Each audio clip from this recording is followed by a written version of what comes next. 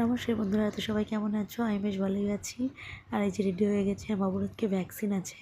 তো চলো এই যে যাচ্ছি এখন মেডিকেলে।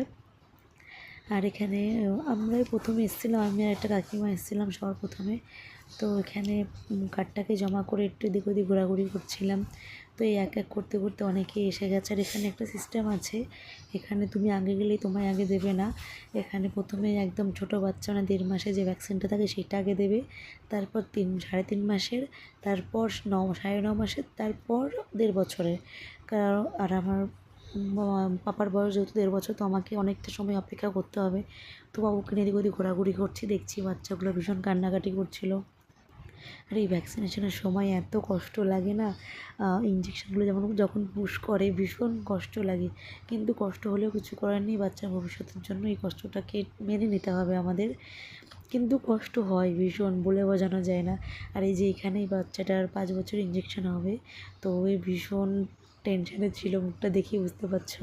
আর আমার বাবু এই যে এখানে ঘুমিয়ে গেছে। তো ঘুম থেকে ওঠার পরে ওনাকে একটু ভোলানোর জন্য হাতে একটা ডাক ফ্যান্টাসি দিয়েছি, জাস্ট ধরে রাখার জন্য। তো এরপরে আমার বাবুর সময় আসবে ভ্যাকসিনেশনের, দেখাচ্ছি পায়ে দেবে, হাতে দেবে, তোমার ব্যথা লাগবে।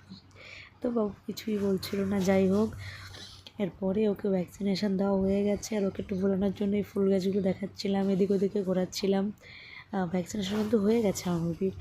তারপরে এদিক ওদিক ঘোরাঘুরি করছি, এখানে ডগি দেখাচ্ছিলাম। তো এখানে আবার একটা দিদিকে দিল, সেটা তাকেও দেখাচ্ছে, দেখো দিদিটা কেমন কান্না করছে।